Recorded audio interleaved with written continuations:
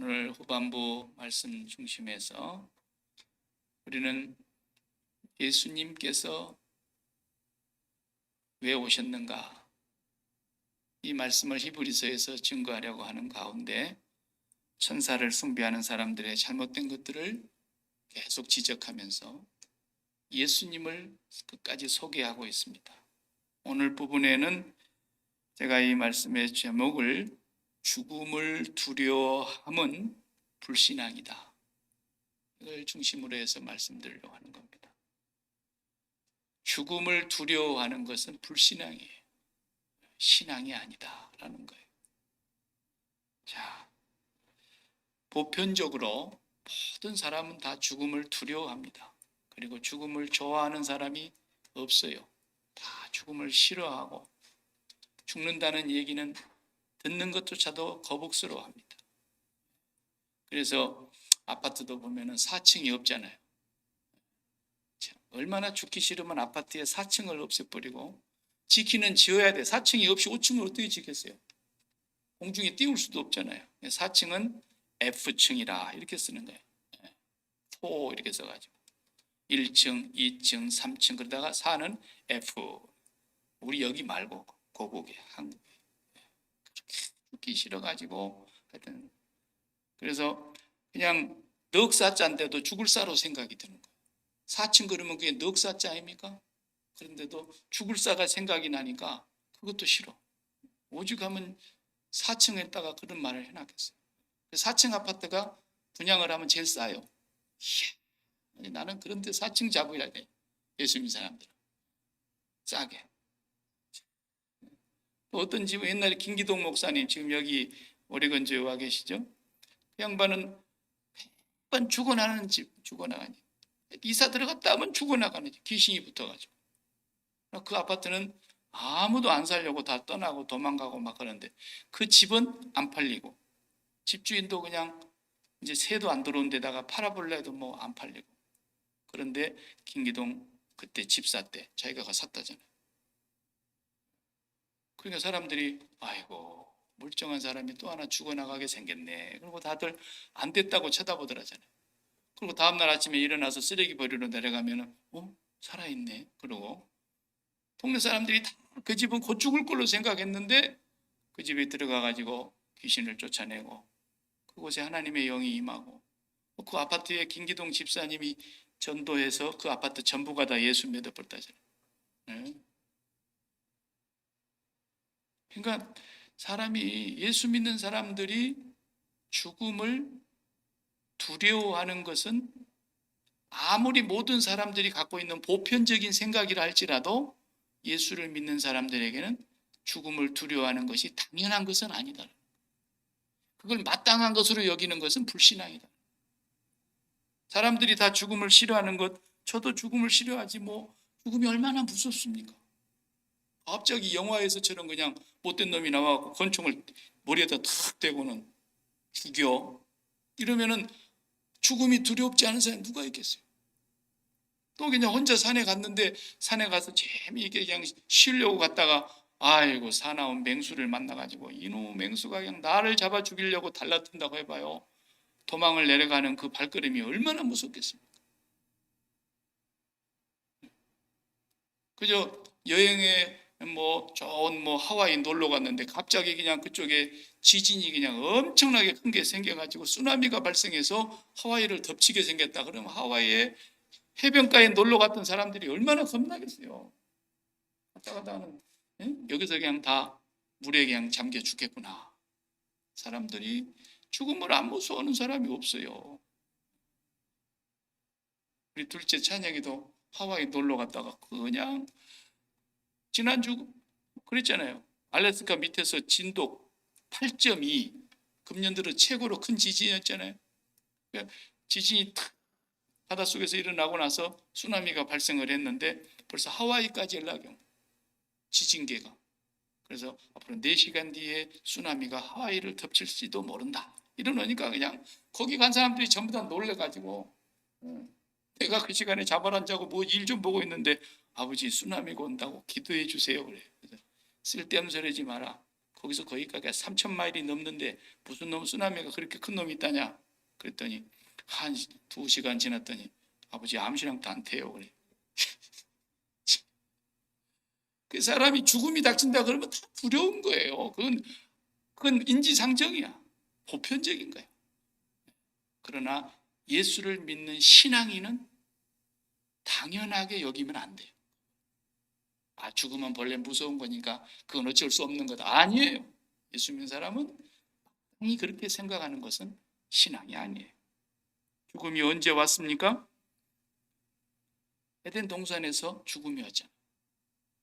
내어 쫓길 그날. 사람은 죽음이 온 이래, 저도 불을 끄고 침상에 딱 누울 때 다 매일 그러진 않지만 가끔 가다가는 이제 얼른 잠이 안 들다 싶으면은 죽음을 생각합니다. 그리고 이제 죽음은 나에게도 항상 오는 것이니까 내가 이제 죽는 신용을 해보는 거예요. 거기 누워가지고 이렇게. 내가 죽는 사람 너무 많이 봤기 때문에, 죽는 사람 임종하는 순간을 내가 많이 봤잖아요. 그러니까 나도 그렇게 죽을 거예요. 틀림없이 침상에서 죽는다면. 그러니까 연습을 해보는 거예요. 이제 숨을 쉬는 거예요. 1분에 한 20번 숨을 쉬어야 정상 아닙니까? 그런데 1분에 20번 쉬다가 1분에 15번 쉬다가 1분에 10번 쉬다가 1분에 5번 쉬다가 1분에 3번 쉬다가 1분에 1번 정도 쉬어요. 1분에 한 번 딱 쉬고 그리고 1분 있다가 또 한 번 쉬어. 그래서 곧 죽는 거야, 이래 되면. 내가 그런 걸 많이 보았기 때문에 나도 이제 누워가지고 내 죽을 때는 어떻게 죽을까? 그 죽는 자리와 나와 동일시 해보는 거예요. 그러면 이제 내가 일찍 죽는 것 같으면 이제 옆에 조 씨가 딱 앉아있을 거 아니겠어요? 네. 그리고 또 어떻게 연락이 닿아갖고 또 아들놈이나 딸놈이 또 와가지고 옆에 앉아가지고 눈물 질질 짜고 앉아있지 않겠어요? 네. 그러면 내가 그때 그런 장면을 너무 많이 봤기 때문에 나도 그 순간에 만약에 뭐 교통사고로 죽지 않고 저기 어디 비행기 타고 가다 떨어져 죽지 않고 그냥 나도 병상에서 그냥 그렇게 죽는다면은 내가 마지막 어떻게 죽을까? 그리고 내 숨이 딱 끊어지는 그 순간에 나는 어떻게 될까? 이런 생각들을 하다 보면은 결론이 안 나고 잠이 들어버렸어 그냥. 그렇게 죽음을 연습을 해보는 거예요. 저는 늘 그런 때가 종종 있어요. 언젠가는 내가 얘기했죠. 냉장고 산 큰 그 종이 박스 안 버리고 거기다 관을 만들어 가지고 거기 들어갔다 나왔다 했어요. 제가 가라지에다가 넣어놓고 그 안에 딱 들어가 있으면 관에 누워 있는 것과 흡사 똑같거든요. 쏙 들어가요. 그 냉장고가 크니까 박스가 커가지고 관이 되더라고. 그게 죽는 연습을 해보는 거예요. 예수 믿는 사람이 죽는 연습을 안 한다 그러면 그건 수상한 겁니다. 해봐야 돼요. 그 에덴 동산에서 따먹으면 정령 죽으리라 그랬는데 그 정령 죽는다 그럴 때 그 죽음이 뭐였는가를 아담도 몰랐어요. 그게 죽는다는 게 뭔지를. 마귀에게 속아버렸기 때문에. 사람들은 이 육체가 숨이 끊어지면 죽는 것으로 알아요. 근데 거기서 정령 죽으리라 하는 것은 그런 뜻이 아니고 하나님과 끊어진다는 뜻이 쉽게 말합니다. 하나님과 끊어져 버립니다. 내가 살아도 하나님 때문에 살고 죽어도 하나님 때문에 죽고 내가 생각을 해도 하나님의 생각을 하고 말을 해도 하나님의 말을 하고 내가 뭐 일을 해도 하나님의 뜻에 따라서 일을 하고 이렇게 살았던 그 삶이 없어져 버립니다. 내가 살아야 할 이유도 하나님 때문에 살고 있었고 그리고 그 이유가 다 없어져 버린 거예요. 그게 죽은 거예요. 참 생명은 하나님 때문에 내가 사는 것이 참 생명인데 하나님과 딱 끊어져 버리니까 진짜 생명이 끊어져 버렸단 말이죠. 그런데 목숨이 붙어 있으니까 안 죽네 그랬던 거예요.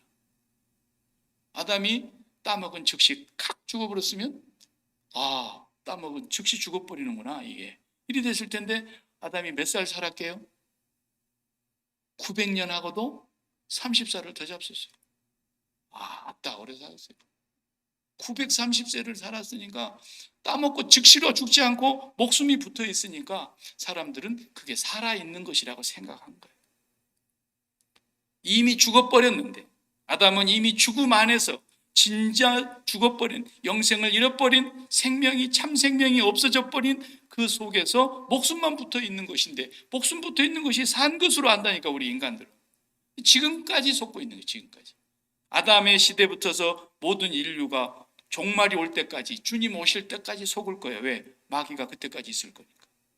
사람들은 목숨 붙어 있으면 살아있는 줄 알아, 자기가. 그러나 하나님과 끊어져 있으면 그 사람은 영 죽은 거예요. 참 생명이 없는, 진짜 죽어버린 가운데서 숨만 쉬고 있는 거예요. 그래서 시편에서 기자가 그렇게 얘기한 거예요.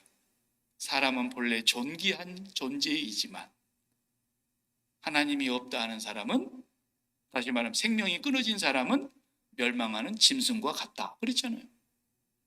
집에서 키우는 개나 소나 돼지나 양이나 닭이나 뭐든지 가축하고 사람하고 너무 차이가 크죠. 우리 사람은 하나님 형상대로 지었는데, 그런데 그 하나님과 끊어져서 참 생명이 없는 인간은 집에서 키우는 가축이나 들짐승이나 흡사 똑같다는 거예요. 왜? 이미 죽어버린 것이 숨만 쉬고 있다가 짐승 죽는 것과 똑같이 죽으니까. 그것이 성경의 가르침. 그 사람이 안 죽으니까, 목숨 붙어 있으니까 사는 거네, 우리가 살아있네, 이렇게 생각을 하니까 마귀가 바로 거기를 무기로 붙들고 있는 거예요. 마귀가 제일 크게 갖고 있는 무기가 뭐예요? 내 목숨줄입니다. 목숨줄. 너 지금 살아있어. 그런데 너 목숨 끊어지면 끝나는 거야. 이렇게 마귀가 인류를 속여놨어요, 지금. 그러니까 사람들이 죽기만 않으면 괜찮다는 거야. 목숨만 붙어 있으면 괜찮다는 거야. 살아있는 줄 알고. 그게 마귀는 이렇게 인류를 속여서 지금까지도 죽음을 두려워하게 만들어놨어요.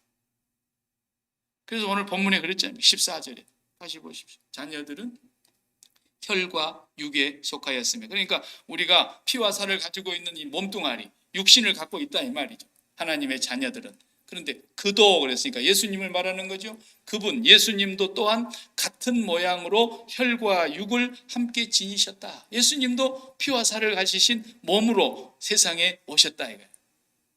왜 그러셨어요? 죽음을 통하여 죽음의 세력을 잡은 자 마귀를 멸하시며, 죽음의 세력을 쥐고 있는, 죽음의 세력을 쥐고 있는 마귀를 멸하시고, 무엇으로? 죽음으로. 죽음을 가지고 죽음의 세력을 잡은 자 마귀를 멸하시고, 그리고 나서 15절 다 같이 떠보세요. 또 죽기를 무서워함으로 한평생 매여 종노릇하는 모든 자들을 놓아주려 하심이니. 보세요. 그러니까 예수 믿는 사람은, 아까 서론에서 말씀드린 대로 모든 사람은 죽음을 싫어해요. 보편적으로 죽음을 다 두려워하는 것이 인지상정이라 그랬죠. 그러나 예수를 믿고 예수 그리스도로 말미암아 구원을 받은 사람은 죽음을 두려워하는 것이 너무나 당연하고 마땅한 일이 아니에요. 분명히 그랬잖아요. 죽기를 무서워하여 일생의 죽음에 매여 종노릇하고 죽음의 노예가 되어가지고 죽을까 벌벌벌벌 떨고 두려워하는 사람들을 놓아주려고 주님이 죽으셨다라는 거예요. 그 주님을 우리가 믿는데 죽음이 아무리 더럽고 죽음이 아무리 귀찮고 죽음이 아무리 싫고 아무리 무서운 것이라 할지라도 예수를 믿는 사람에게 있어서는 그것이 마땅히 그렇게 두려워야 될 것이 아니다라는 거예요. 주님이 해방시켜 주려고 오셨으니까. 그러려면은 우리가 이 육체가 죽는 것을 두려워하지 않고 거기서 해방을 받으려면은 주님이 우리에게 주신 비결이 있잖아요. 주님이 우리에게 주신 비결. 오늘 우리가 찬양을 앞에 두 곡을 더 불렀는데 뭐라 그랬습니까? 주보혈 날 정결케 하고, 그 찬양 불렀잖아요. 그러면서 그 가사 내용에 보면은 주의 손에 나의 손을 포개고 주의 발에 나의 발을 포개어 나 주와 함께 죽고 주와 함께 살리라. 영원토록 주와 함께 살리라. 날마다 주와 함께 죽고 날마다 주와 함께 살리라. 그러니까 이것은 여기서 죽는다는 말이 무슨 말이냐면 마음이 죽는다는 말이에요. 쉬운 말로. 목숨은 붙어 있어요. 아직 숨 쉬어요. 그 언제 주님이 불러가실지 거기 계산은 우리가 못해요. 그러나 날마다 마음이 죽을 수 있다는 거예요. 마음이. 세상 사람들은 마음이 죽어서는 안 된다 그러죠. 마음을 독하게 먹어야 돼. 이러잖아요. 오히려. 그 사람들은 믿을 구석이 없으니까 마음을 독하게 먹는 거예요. 우리는 마음이 그리스도와 함께 세상에 대하여 죽어야 된다. 그러라고 주님이 죽으신 거니까. 너 나와 같이 죽자. 네가 이 세상에 마음을 붙이고 있는 한은 절대로 네가 죽음의 노예에서 벗어날 길이 없다. 네가 죽음의 노예에서 벗어나려고 한다면 내가 죽으러 왔는데, 그리고 죽음의 세력을 가진 자 마귀를 멸하고 죽음의 매여에서 벌벌벌 떨고 죽기를 무서워하는 너를 해방시켜서 놓아주려고 왔는데, 네가 진정으로 죽음을 이기려면 나와 함께 같이 죽자. 주님이 그러신 거예요. 그래서 주님의 죽으심을 나의 죽음으로 받고 나도 세상을 십자가에 못 박겠습니다. 세상에 대해서 죽겠습니다. 이게 사도 바울이 매일 고백했다고 하는 얘기 아닙니까? 나는 날마다 죽노라. 마음이 죽는 거예요. 마음이 죽어버리면요, 제일 편해져 버려요. 더 편한 사람은 어떤 사람이에요? 목숨까지 떨어져 본 사람. 그 사람은 완전히 편해. 완전히. 걱정이 있을까? 근심이 있을까? 다음 끼니가 왔다고 밥 차려 먹을 일이 있을까? 화장실 갈 일이 있을까? 그냥 목숨까지 떨어져 버리고 나면 최고로 편하지만, 목숨이 붙어 있는 동안에 진짜로 평안을 누리려면 마음이 그리스도와 함께 이 세상에 대하여 죽어야 돼요. 그걸 주님이 우리에게 말씀하신. 그래서 사도 바울은 그 힘을 얻고 나니까 갈라디아서 6장 14절에 그러잖아요. 내가 예수 그리스도의 십자가 외에는 결코 자랑할 것이 없나. 왜? 세상이 나에 대하여 십자가에 못 박혔고 나도 세상에 대하여 그러하니라. 죽었다는 거예요. 세상에 대해서 죽어버리고 나니까 이렇게 편할 수가 없는데, 그게 십자가의 능력이 그렇게 해주더라는 거예요. 그래서 자랑할 것이 십자가밖에 없다고 얘기한 거예요. 세상에 나를 이렇게 행복하게 해주더라. 우리가 이제 마음이 죽었는가 안 죽었는가를 테스트를 해봐야 되잖아요. 진단을 해봐야 되죠. 이제 사람이 목숨이 죽었는가 안 죽었는가는 의사가 막 쫓아와서 눈을 까보잖아요. 이렇게. 그래가지고 후레쉬 딱 비춰가고 동공이 열렸는가 아직 안 열렸는가 보고, 눈동자가 이렇게 빛 따라서 깜빡거리고 또 따라다니는가 안 따라다니는가 보고, 그 다음에 어떻게 해요? 숨 쉬는가 안 쉬는가 봐야죠. 맥박이 있는가 없는가, 혈관이 심장이 뛰는가 안 뛰는가 다 조사하잖아요. 그래서 안 뛰네. 그럼 한 30분 동안 놔둬보는 거예요. 바로 죽었다고 안 해요. 왜냐면 살아나는 사람도 있으니까. 한 30분 가만히 기다려봅니다. 몸이 싸늘히 식어버리고 전혀 반응이 없으면 의사들이 몇 명이 와가지고 다시 정확하게 진단해보고 돌아가셨습니다. 사인하면 영안실로 내려가는 거예요. 그러면 마음이 죽은 것을 어떻게 진단하게 해요? 마음이 진단하는 건 제가 해드릴 테니까 잘 봐요. 저는 마음이 죽었는가 안 죽었는가를 진단하는 영적인 의사예요. 제가 의사들 이런 육신의 병을 고치는 닥터 말고, 나는 영적으로 이 사람이 마음이 죽었나 안 죽었나를 진단하고 있는 진찰기를 제가 갖고 있거든요. 잘 봐요. 성경에 나와 있어요. 첫 번째, 맡겼는다는 말을 많이 써요. 우리가 맡긴다. 맡긴다는 말이 이제 식상하니까 요즘은 뭐 좀 수준 높은 말인가, 그게 내려놓는다 이러더라고요. 그러니까 맡긴다는 말도 그 말이고 내려놓는다는 말도 그 말인데 둘 다 웃기는 말이에요, 사실은. 내려놓음이라는 책이 한동안 굉장히 베스트셀러가 된 적이 있어요. 우리 기독교 서점에서. 내려놓음. 그 몽골 선교사님, 이 선교사님이 쓴 책인데, 그게 이제 출판이 돼가지고 아주 그냥 인기가 있더라고. 그래서 책방에 가보면 베스트셀러 항상 일본에 올려져 있는 거예요. 내려놓음. 근데 내가 그걸 읽어봤어요. 사가지고 도대체 뭔 얘기인가 이렇게 보니까, 아이가 선교사님 아이가 엄마랑 같이 쇼핑몰에 갔는데, 슈퍼마켓에 가서 이제 막 물건을 살 거 아닌가, 장 봐야 되지 않겠어요? 장 보는데 따라갔던 애기가 지가 눈에 들어오는 것이 장난감밖에 더 있어요. 어린 애기니까. 엄마 저거 사달라고 막 쫄라대니까 그렇죠. 뭐 형편이 어렵지만은 아유 하나 사주자 그러고 그것을 이제 사준다고 좋으니까 딱 들고서 그냥 꽉 껴안고 있는 거예요. 좋아가고. 그래 이제 계산한 때 왔는데 계산대 와고 그걸 내놔 그러니까 안 내놓더라는 거야. 내놔야 돼. 그러니까 아니야 내 거야. 끝까지 안 내는. 이거 여기 내려놔야 여기서 계산해가지고 다시 니한테 주는 거야. 그러니까 그런 거야. 그래가지고 거기다 내려놨다. 그래서 거기서 그런 얘기를 하니까 출판사에서 이 책을 내려놓음이라 그럽시다 이랬다는 거예요. 그래서 책을 만들었어요. 내려놓으니까 결국은 계산이 삑삑삑 계산 끝나고 나서 저쪽에서 봉지에 딱 담아가니까 나한테 다시 왔다 이거야. 그래서 내려놓으시기 바랍니다. 하나님 앞에도. 근데 그걸 맡기는 것이라는 다른 뜻이라고 보는데 성경에 맡긴다는 얘기하고는 정반대예요. 책이 그게 제목이 잘못됐어요. 내용은 괜찮은데. 제목이. 그래서 내려놓으면 어떻게 된다는 거예요? 내 것이 된다는 거예요. 그러니까 하나님 앞에 가서 얼른 내려놓지. 하나님 1억을 내려놨습니다. 좀 튀겨가지고 1억 3천으로 주시기 바랍니다. 그러기는 못할지라도 1억 내려놓고 1억 다시 받는다는 누가 안 내려놓겠어요 그걸. 안 내려놓지. 성경에 맡긴다는 얘기는 그런 얘기가 아닙니다. 성경에 맡긴다는 동사는 바위덩어리를 산꼭대기에서 굴려내린다, 굴려보낸다 이런 뜻이에요. 저희들이 어렸을 때 좀 개구장이 짓을 많이 했어요. 소를 먹이러 산에 올라가가지고 소는 그냥 다 풀어놓으면 지들이 알아서 길 찾아다고 해지면 다 모여있는 데 가서 모여있거든요. 그냥 가만 내버려두고 꼴망대 메고 가서 꼴망대 금방 한 망대 다 메고 베고 그 다음에 시간이 남으니까 산꼭대기 올라가가지고 바위 굴리기 했어. 바위 굴리기. 이쪽 동네 앞으로 굴리면 동네 무너지니까 저쪽에 동네 없는 반대편 쪽으로 굴리는 거예요. 그럼 누구 바위가 제일 멀리 굴러가느냐 그래가지고 또 꼴망대 따먹기도 하고 그런 거 하는 거야 이제. 예. 거기서 해봤어요. 바위를 딱 굴리면요 자로 그러면 바위가 저쪽으로 착 갔다가요 우로 그러면 우쪽으로 굴러갔다 막 이럽니다. 그런가요? 내 손에서 나가면 끝이야. 내가 딱 바위 놨다 그러면 이놈이 어디로 튈지를 모르는 거야.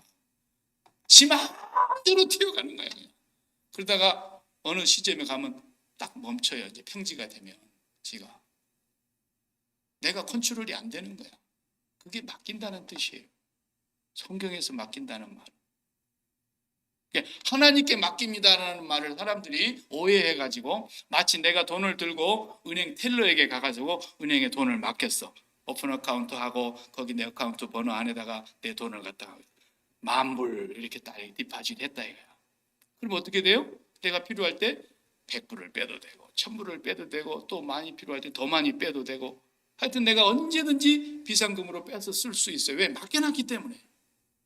그런 의미가 아니올시다. 성경에서는 너의 모든 염려를 여호와께 맡기라. 그 맡기라는 단어는 그런 뜻이 아니에요. 너의 모든 염려를 산꼭대기에서 바위돌을 굴려버리듯이 그 염려의 바위돌을 내버려라. 어떻게 될지 몰라. 어떻게 될지. 그런 뜻이에요. 사도 바울을 봐봐요. 우리가 사도 바울을 제일 많이 인용하고 제일 존경하고 제일 훌륭한 기독교의 역사에 하나님의 일꾼이라고 자타가 다 인정하는데 사도 바울이 일생에 뭐라고 얘기를 제일 많이 했어요. 살아도 주를 위하여 살겠고 죽어도 주를 위하여 죽나니 사나 죽으나 나는 주의 것이다. 그랬고 살든지 죽든지 내 몸에서 그리스도만 존귀케 되게 하려 하나니 내게 사는 것이 그리스도니 죽는 것도 유익함이라 그랬어요.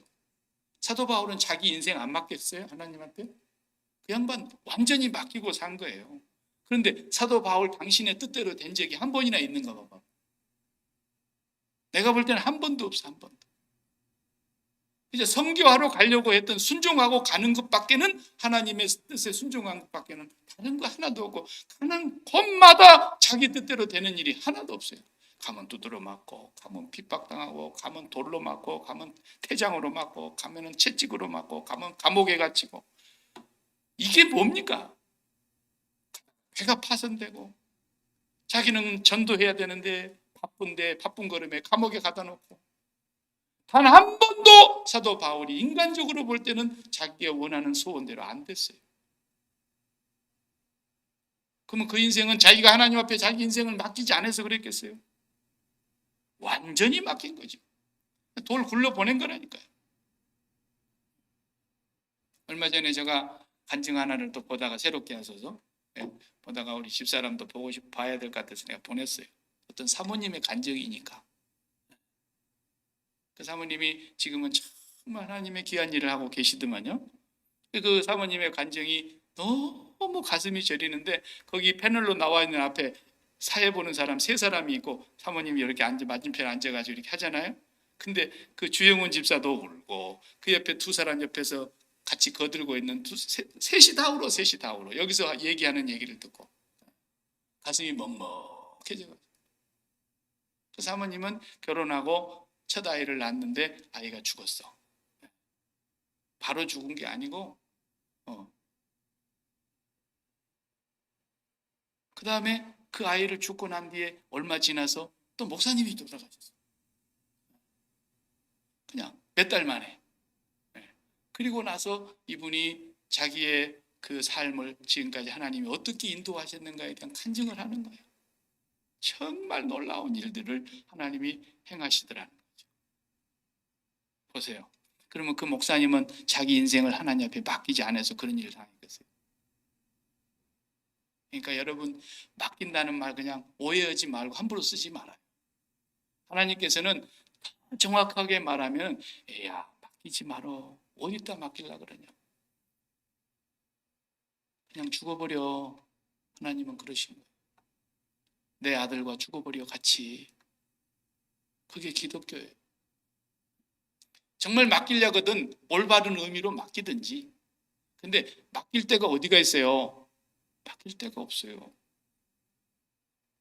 그냥 온 우주가 하나님의 품이고 이 지구가 하나님의 품이고 하나님의 손바닥이고 하나님의 발등상이고 하나님 앞에 있잖아요. 하나님에게서 벗어나 있는 우주가 어디 있습니까? 이 피조물 가운데 온 우주 가운데 하나님의 영역에서 벗어난 데가 어디 있습니까? 지옥에까지도 하나님의 능력이 미치고 있는데 그 하나님 안에 우리는 있는 거예요. 맡기지 않아도 하나님 안에 있고 맡겨도 하나님 안에 있는 거예요. 참새 두 마리도 하나님 안에 있고 들에 피는 백합화 푸른 포기도 하나님 안에 있는 거예요. 우리는 그렇기 때문에 하나님 안에서 날마다 죽는 걸 잘해야 돼요. 죽는 거. 마음이 죽는 훈련. 십자가와 함께 예수 그리스도와 같이 세상에 대해서 죽는 훈련. 이걸 잘해야 돼요. 이것이 잘 되면 그 다음에 이제 진짜 목숨이 육체의 죽음이 다가와도 주님이 나를 죽음 가운데서 놓이게 해주셨다는 그 믿음이 나를 붙들고 있어서 내 마음에 전혀 두려움 없이 오히려 주님을 맞이할 준비를 하게 되는 거예요. 죽음이 올 때 진지하게 내가 이제 주님을 맞이하러 가야 돼. 주님을 맞으러 가야 되겠구나. 주님을 맞으러 갈 준비를 내가 철저하게 해야 되겠구나. 거기에 더 관심을 갖게 되는 거예요. 그러나 이 마음이 죽는 것이 안 된 사람은 해서든지 죽음을 피하려고 그러고 안 죽고 싶고 죽음이 멀리 있었으면 좋겠고 이렇게 되는 거예요. 그건 뭐라고요? 성경에 불신앙이야. 불신앙. 예수 안 믿는 거라 이 말이에요.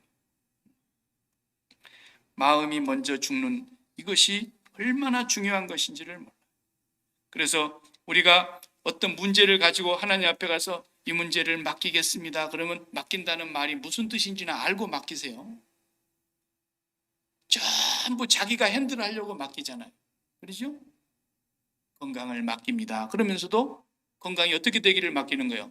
잘 되기를 바라고 맡기잖아요. 보세요. 주체가 나야. 주어가 나라니까.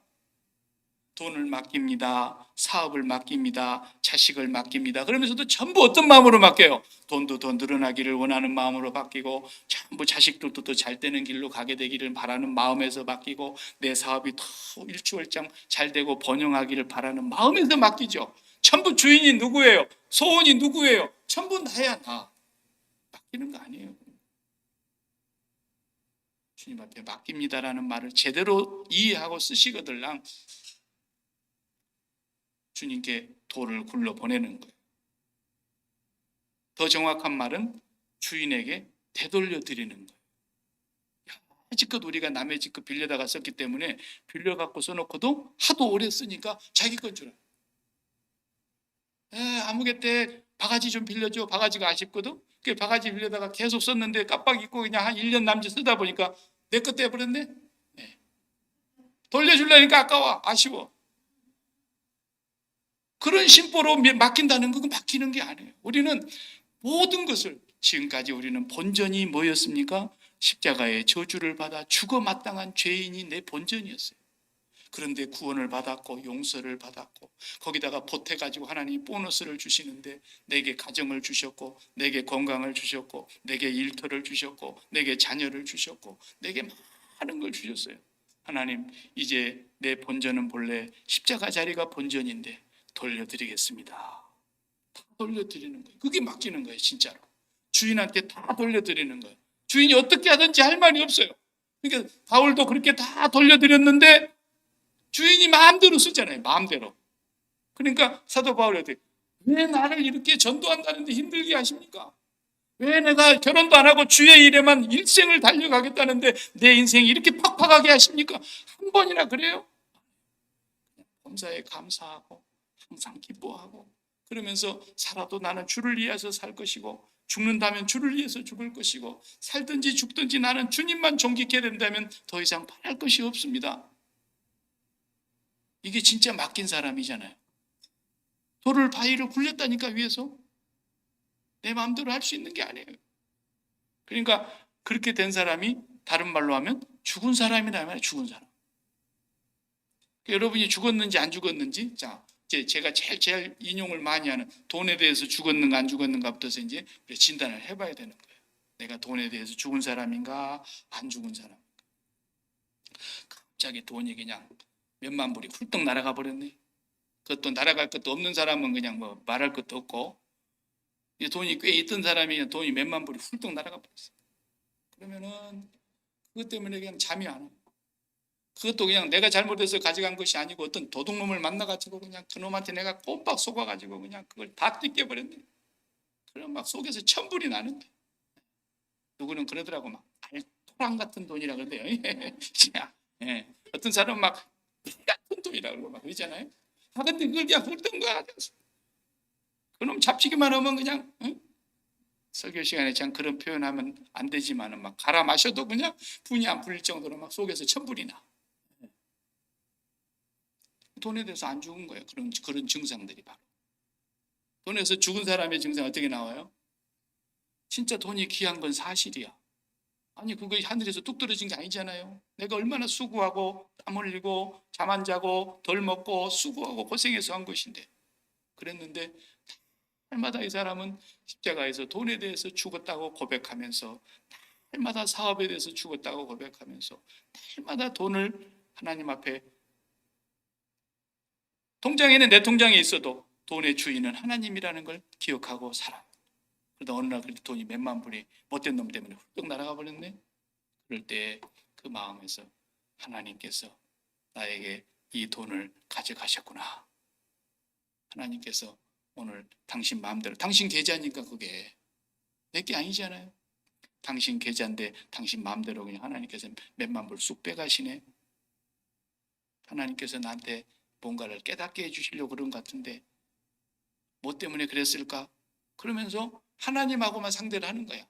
도둑질에 간 그놈은 내가 그냥 그놈에 대해서는 내가 죽어야 되니까 그놈에 대해서 살아있으면 그냥 자다가도 벌떡 일어나게 생겼는데 내가 돈에 대해서 죽었다면 그 문제를 놓고 하나님하고만 대화를 하나님께서 저에게서 이번에 3만 불을 가져가셨다고요.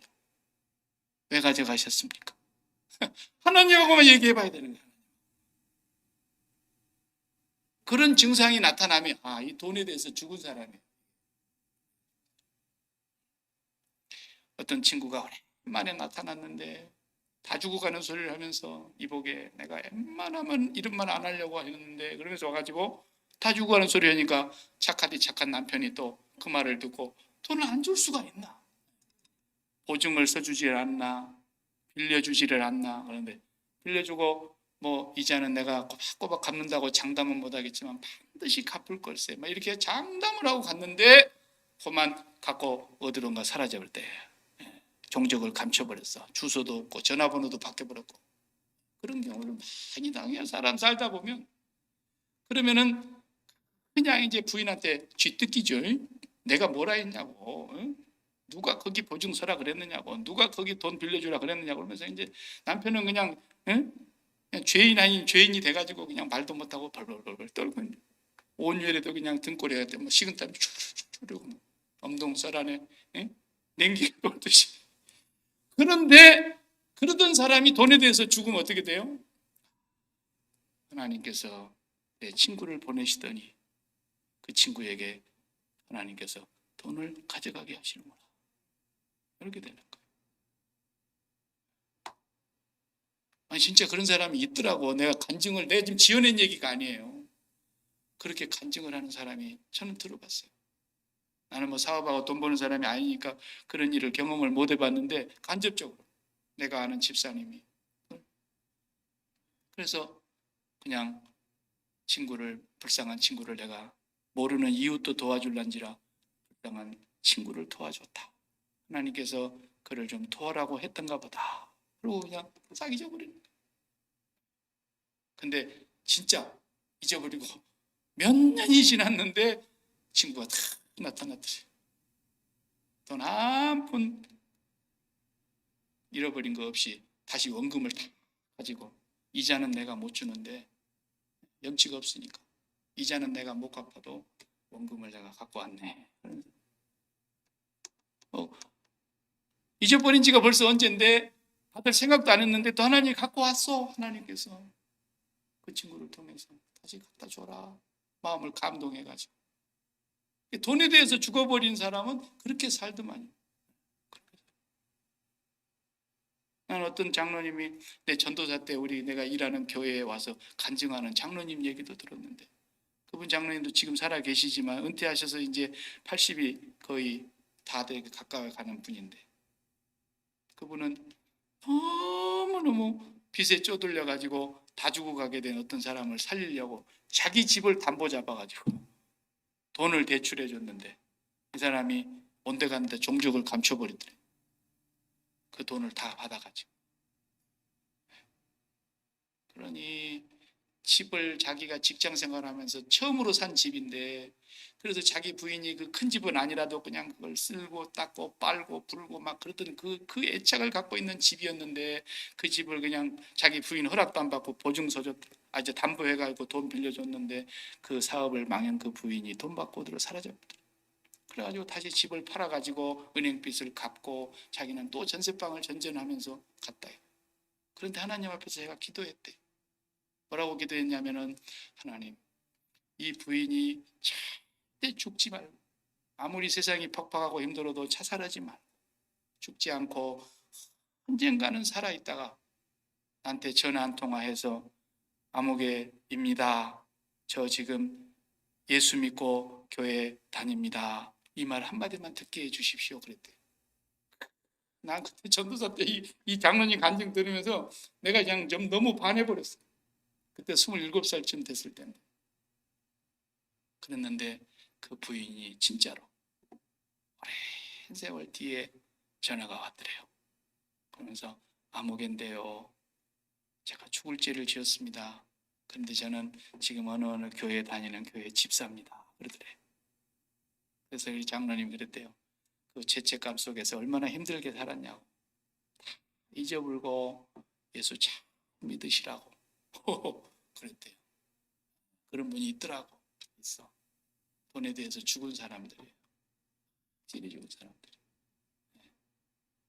그만큼 우리가 우리 자신이 죽었는가 안 죽었는가를 매일 확인해 봐야 돼요. 자식에 대해서 죽었는가 안 죽었는가도 늘 진단을 해봐야 돼요. 내 건강 문제에 대해서 죽었는가 안 죽었는가 또 진단을 해봐야 돼요. 왜? 건강이 좋았다 나빴다 좋았다 나빴다 그러니까. 자식 일도 좋았다 나빴다 좋았다 나빴다 그러니까. 또 진단을 해봐야 돼요. 그래서 내가 정말 마음이 죽은 자인가? 세상에 대해서 죽은 자인가? 세상이 나에 대해서도 죽었고 세상이 어떤 유혹을 해도 내가 흔들리지 않을 뿐만 아니라 나도 세상에 대해서 죽었는지 이것이 예수님께서 우리에게 주신 십자가의 능력입니다. 얼마나 놀라운 능력인지 몰라요. 그러니까 이걸 머리로 이론으로만 알고 있는 사람은 절대 안 죽어지지만 날마다 예수님의 죽음을 나의 죽음으로 양식으로 삼고 매일매일 십자가 생활하에 번제를 드리는 사람들. 구약의 제사장은 임명받은 날로부터 죽는 날까지 그 하는 일의 임무가 그것뿐이에요.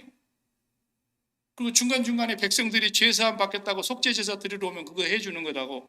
그 외에는 평생에 자기는 아침에 한 번 저녁에 한 번 일상에 2번 하는 거 아닙니까? 그게 제사장 할 일이에요. 우리가 누굽니까? 우리가 왕같은 제사장이라고. 날마다 아침에 한 번 저녁에 한 번 하루 종일 예수 그리스도와 함께 십자가에서 죽은 자인 것을 일상의 번제로 십자가 번제를 드리는 사람들이에요. 우리가 왕같은 제사장들이에요. 이걸 예수 믿는 날로부터 지금까지 했다고 해봐요. 그럼 우리는 세상을 벌써 끝냈을 거라고. 마음으로 세상을 졸업하는 거예요. 졸업. 세상이 흔들린다고 해서 요동하지 않는 거예요. 그래서 우리 마음이 죽었는가 안 죽었는가를 날마다 진단해 보시기 바랍니다. 날마다 기도해야 됩니다.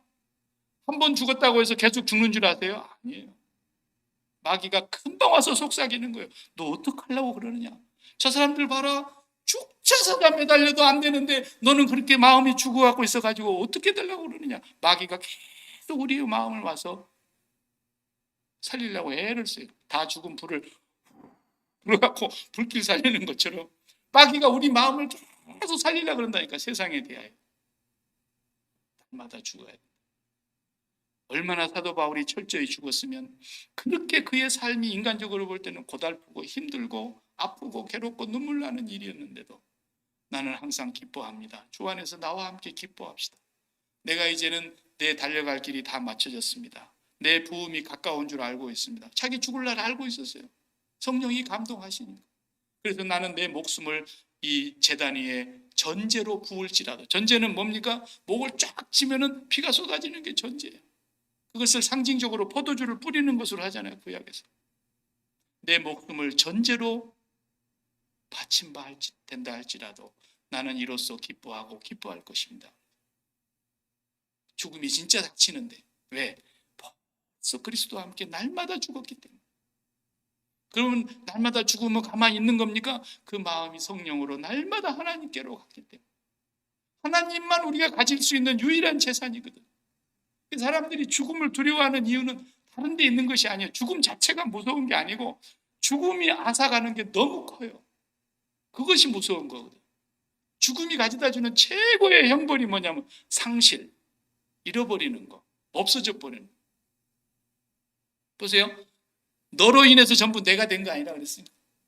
모든 것이 너 때문에 내가 된 것입니다. 자, 저쪽에 아내가 있기 때문에 내가 남편이 되고, 저쪽에 자식들이 있어서 내가 아빠가 됐습니다. 저쪽에 회사가 있어서 내가 사장도 될 수 있고 사원도 될 수 있고, 저쪽에 국민이 나를 너무나 많이 좋아해가지고 내가 국회의원도 될 수 있고 대통령도 될 수 있고, 전부 저쪽에 뭔가가 있어서 내가 된 거 아닙니까? 그러면 저쪽에 있는 거 하나 없어지면 그렇다고 내가 없어지는 건 아니에요. 그렇죠? 내 부모가 세상을 먼저 떠났어요. 그러면 내가 자식됨 하나만 없어지지 박일규는 없어지질 않아요. 그러나 반대로 내가 목숨이 딱 죽어봐요. 그럼 뭐가 없어져 버립니까? 나하고 함께 했던 아내가 없어져 버립니다. 자식이 없어져 버립니다. 갖고 있었던 모든 소유가 없어져 버립니다. 모든 것이 다 끝나버리는 거예요. 그러니까 갖고 있는 게 많으면 많을수록 죽고 싶겠어요? 안 죽고 싶겠어요? 그래서 안 죽고 싶어요. 발광을 하는 거야. 그래서 피를 그냥 젊은 사람들의 피로 바꿔보기도 하고, 건강을 위해서 최고 좋다는 보약을 다 써보기도 하고, 주치의 중에서도 최고의 주치의를 거느리면서 건강검진을 하고, 식단을 그냥 최고의 영양사를 동원해서 식단을 만들어서 먹게 하고, 최고의 올게닉으로만 먹고, 난리 구슬해도 70세에서 80을 못 가고 다 죽잖아요. 그 갑부들이, 그 부자들이. 하나님이 정한 날이 있기 때문에 그런 거예요.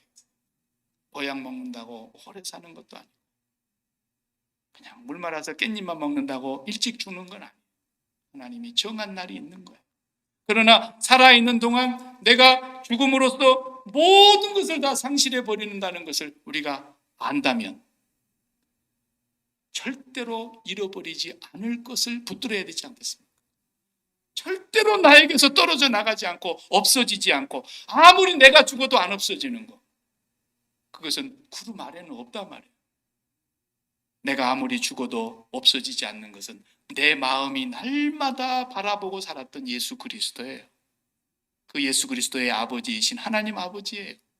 그 아버지가 계시는 영생이에요. 그렇기 때문에 내가 날마다 세상에 대해서는 죽으면서도 내 마음은 언제나 하나님께 있었거든요. 하나님을 더 사랑하고 하나님을 더 기억하고 예수 그리스도를 더 바라보고 예수 그리스도를 더 묵상하고 더 생각함으로써 이 세상이 없어져도 없어지지 않는 영원하신 그분을 내가 날마다 갖는 거예요.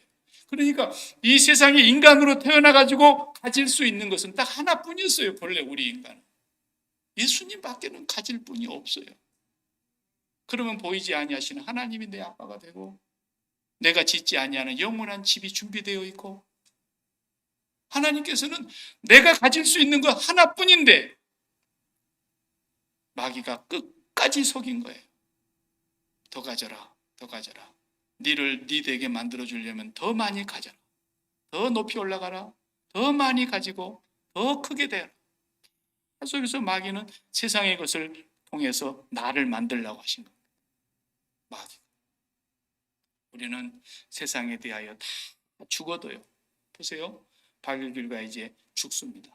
마음으로 날마다 아내에 대해서 죽고 자식들에 대해서 죽고 우리 소망교회에 대해서도 죽고 목회에 대해서도 죽고 다 죽는 거예요. 그리고 어느 날 내가 진짜 죽는다고 해봅시다. 이제 목숨까지. 그럼 박일규가 죽는데 하나님께서 대책이 없으시겠냐 이 말이에요. 참새 한 마리도 하나님이 다 아시고 풀 한 포기 백합 한 송이도 하나님의 손안에 있는데 우리 모두가 하나님의 손안에 있는데 하나님이 비밀스러운 일이 뭐가 있겠어요? 천사가 갑자기 나타나가지고 하나님 아버지 화성에 오늘 갑자기 인류가 도착했습니다. 깜짝 놀래가지고 화성에 미국 사람이 왔습니다. 하나님이 그 뉴스가 되겠어요 그게?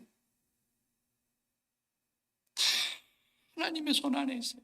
하나님의 영역 안에 있어요. 내가 죽었습니다. 그럼 너희가 와서 해결할 거 아닙니까? 우리 교회 문제는. 목사가 죽었으니까.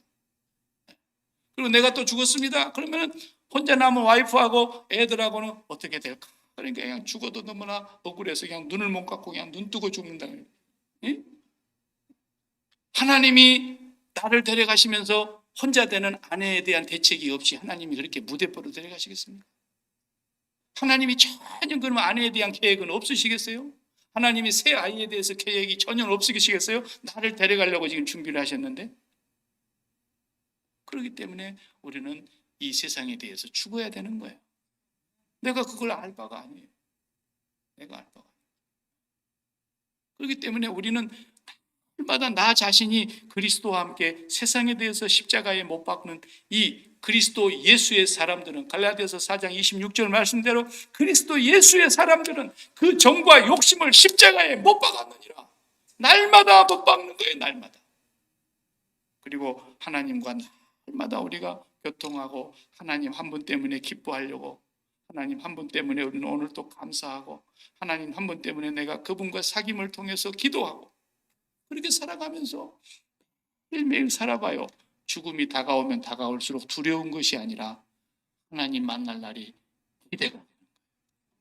그리고 하나님이 나를 병상에 눕혀놔도 당장의 호흡이 끊어지지 않는 순간에 내일을 찾아오는 성도들과 나를 찾아오는 자식들과 나를 찾아오는 친구들과 내 옆에 누워있는 다른 환자들에게 내게 나를 통해서 마지막까지 하나님이 하실 일이 있는 거예요.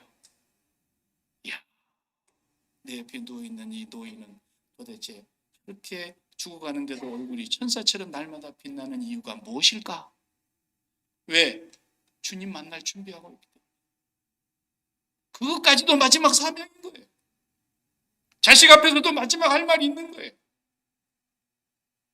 우리는 그렇게 철저하게 날마다 마음이 그리스도와 함께 세상에 대하여 죽는 훈련이 되어야 진짜 목숨이 떨어지는 날이 두려운 날이 아니라는 것을. 무디 같으신 분은 정말 세상적으로 볼 때는 불황무식한 사람 아닙니까? 초등학교도 못 나온 사람입니까? 그래도 무디가 성령을 받으니까 성경밖에 아는 것이 없으니까 성경을 가지고 설교를 시키면은 학교를 안 나와가지고 말이 안 맞는다잖아요. 아버지 가방에 들어가십니다 이런 얘기는 하고 말이에요. 문법이 안 맞으니까 무식한 소리를 하고 그렇게 하니까 교인들이 와서 앉아가지고 있다가 나가면서 기분 나빠가지고 목사님 무디 설교 시키지 마요. 오늘 또 문법이 10군데나 틀렸어요. 말도 안 되는 소리를 짓거리는 거 보세요. 왜 무디에게 무식한 사람에게 설교를 시키느냐고. 그러면 목사님이 이렇게 대답했다는 거예요. 오늘 또 무디의 설교를 듣고 20명이 결신하고 예수 믿기로 돌아왔습니다. 그리고 마지막 무디가 눈을 감기 전에 모든 사람들이 자기의 임종을 지켜보는 그 자리에서 기뻐하며 활짝 웃으며 천사들이 나를 영접하러 왔습니다. 할렐루야. 그러면서 세상을 떠났다는 거예요. 모든 사람이 죽음이 싫습니다. 저도 싫어요. 저는 뭐 이렇게 설교하고 있으면서 죽음이 죽음은 누구나 두려운 거예요. 인지상정이에요. 그렇지만 예수를 믿는 우리에게는 그렇게 두려워하는 것이 마땅하고 당연한 일이 아니에요. 반드시 날마다 그리스도와 함께 십자가의 상번제가 생활화된 사람은 마지막 죽음의 순간에 진짜 무디처럼 환하게 웃으면서 주님을 맞이할 수 있는 거죠. 죽음을 두려워하는 것은 불신앙입니다. 기도하십시다. 하나님 감사합니다.